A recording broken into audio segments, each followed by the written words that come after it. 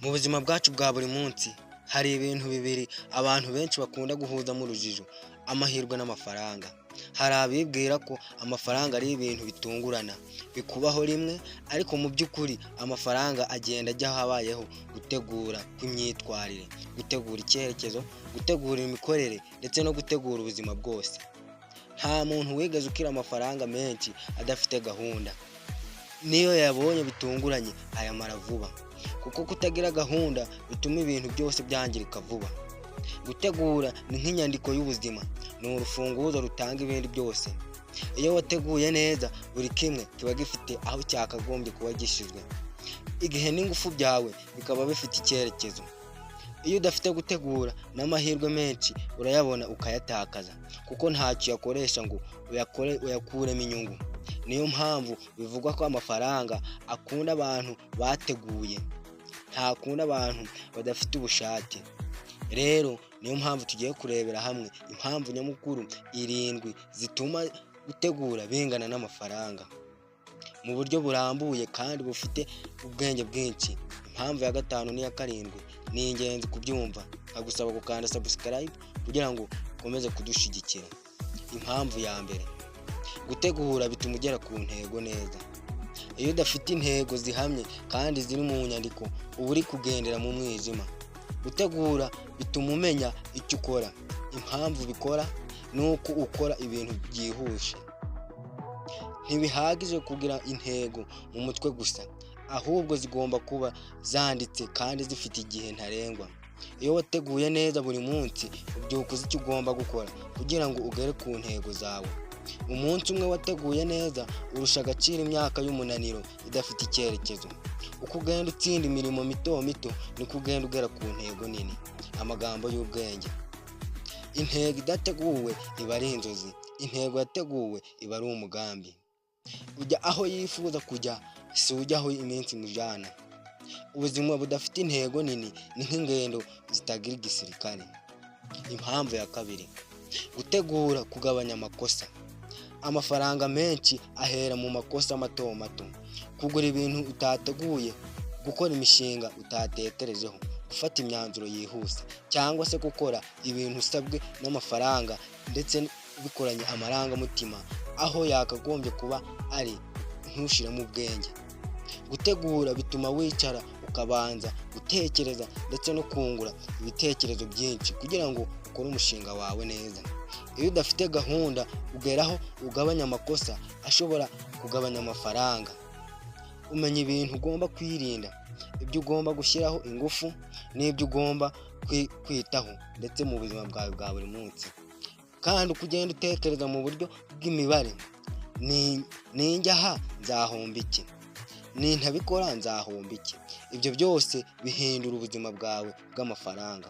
Amagambo y'ubwenge kuri iyi ngingo: amafaranga menshi apfa mu kantu gato katateguwe. Kutagira gahunda ni gucukura umwobo amafaranga yose agwamo. Umugabo utatekereza mbere gukora agira amahoro y'ejo. Impamvu ya 3: gutegura gutuma ukoresha neza igihe. Igihe nicyo gitangaje cyane, kiri kimwe mu bintu byose, ariko ntikikunda kimwe mu kuba mu bintu bidafite gahunda. Buri munsi abantu 2 bafite amasaha angana, ariko umwe ayabyaza umusaruro undi akayatakaza. Gutegura buri munsi ni intego nyamukuru igomba kuba y'icyumweru cyawe n'amezi yawe. Nibyo bituma ukoresha igihe cyawe neza. Iyo wateguye, uzi aho uhereza imbaraga zawe, nuko umwanya wawe wawukoresha neza. Utakagomba gukoreshwa n'ibintu bidafite umumaro. Uwateguye neza akora ibintu byinshi mu gihe gito. Uwateguye nabi akora ibintu bike mu gihe kinini. Amafaranga akunda abantu bazi gufata umwanya wabo ndetse bakawukoresha neza kugira ngo bagere ku ntego zabo. Amagambo y'ubwenge: uwinjiye igihe neza yinjiriza n'amafaranga. Igihe kiyobora udafite gahunda kiba ari igihe cyo gupfusha ubusa. Buri mwanya udakoresheje neza, ubu uhaye umuntu wabaye umunebwe. Impamvu ya 4: gutegura kuzamura ubushobozi n'imbaraga. Amafaranga yinjira ku muntu ufite ubushobozi, si amafaranga akurura ubumenyi, ahubwo ubumenyi nibwo bukurura amafaranga. Gutegura gutuma umenya ibyo ugomba kwiga, ibyo ugomba kunoza, ibyo ugomba kugeraho kugira ngo ube umuntu ufite agaciro mu kazi cyangwa mu mishinga ye. Uko wiyubaka mu bumenyi no mu bushobozi, niko urushaho kuba umuntu ushobora kwiyubaha neza ndetse no kwishyurwa neza. Nta muntu wigeze yinjiza amafaranga menshi adafite ubushobozi bufatika. Gutegura kukubwira aho uri hasi n'aho ugomba gutera imbaraga. Amagambo y'ubwenge. Ubumenyi ni moteri y'amafaranga. Umuntu wubaka ubushobozi bwe aba yubaka umusaruro we. Imbaraga z'uyu munsi ni inyungu z'ejo. Impamvu ya gatanu, gutegura kuguhagarika mu bibazo n'ibigeragezo. Ubucuruzi n'ubuzima bw'akazi buri munsi, imvura, inzara ndetse no guhomba guhinduka isoko n'ibindi byago. Uwateguye ahaguruka adakinze amaso, azi ko ibintu bishobora guhinduka kandi adafite uburyo bwo kubifatira ingamba. Gutegura kukubwira uko uzahangana n'imbogamizi ndetse n'ibihombo bishobora kuguturukaho. Uko uzigama igihe ibintu bigenda neza kandi ndetse ushobora aho uri guhomba, nuko uzirinda aho uri kungukira vuba. Abantu benshi ba buri munsi babura byinshi, ahubwo si uko nta mahirwe babona, ahubwo ni ukuba batazi gutegura igihe cy'imvura. Amagambo y'ubwenge. Uwiteguye imvura ntajya yicwa n'inkuba. Ibyago bitaratsinda utateguye, ariko ibihe bibi biraguhunga uwateguye. Uwubakiye ku rutare ntanyeganyezwa n'umuyaga. Impamvu ya gatandatu, gutegura kubaka umutungo uhoraho. Ariko se amafaranga yose umuntu yinjiza azahaguma? Oya, umutungo uhora uhabwa umuntu bategura uburyo bwo kuyacungamo, kuyabika no kuyakoresha mu buryo bubyara inyungu. Gutegura bituma umenya uburyo bwo kuyazigama, gushora mu bintu bifatika ndetse no gufata ibyemezo mu bintu bituma amafaranga yawe akora mu gihe uryamye. Gutegura kubuza kuba umuntu ahabwa amafaranga menshi adashoboye gukontorora, kuko atazi aho amafaranga ye agana. Uzi aho amafaranga ye agana ayakoresha neza kandi akayabyaza umusaruro.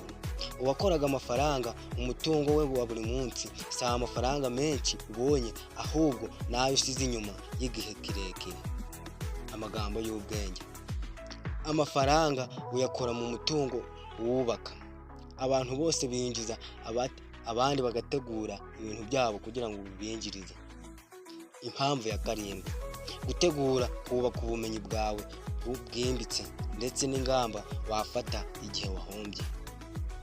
Gutegura byagutwara gutekereza mu buryo buhanitse, gupima amahirwe, kureba ingorane, kureba icyerekezo cy'ejo, gusoma isoko, kumenya uko ibintu byifashe no kwiga ku makosa yawe. Uko utekereza cyane niko wubaka ubwenge bwagutse. Amafaranga ahora yiruka umuntu ufite ubwenge bwagutse ku isoko, ufite ubumenyi buruta ubw'abandi, ufite ubushobozi bwo gufata ibyemezo bitekerejweho. Gutegura rero ntikongera amafaranga gusa, ahubwo kongera ubwenge niko kwinjiza amafaranga ku rugendo rwo hejuru. Amafaranga akunda kuza ku muntu wateguye. Amagambo y'ubwenge. Aho ubumenyi bujya, amafaranga arahahurira. Ubwenge ni umurimo utazima, ahubwo umuhanga ahora yaka. Kudategura ni ukwemeza ko abandi babitekerezaga neza. Umusozo. Nta muntu uzahindura ubuzima bwe bw'amafaranga adahereye gutegura. Amafaranga akurikira gahunda, akurikira imyitwarire ndetse akurikira n'ubushobozi. Uwiyemeje gutegura buri munsi, buhoro buhoro ahinduka umuntu ushobora kwinjiza ubuzima bwe bwose. niyo mpamvu tuvuga tudashidikanya ko amafaranga angana no gutegura. Nkagusaba gukanda subscribe ndetse na like ndetse ugakora na share kugira ngo ukomeze kudushigikira ndetse kugira ngo ukomeze kubona ibiganiro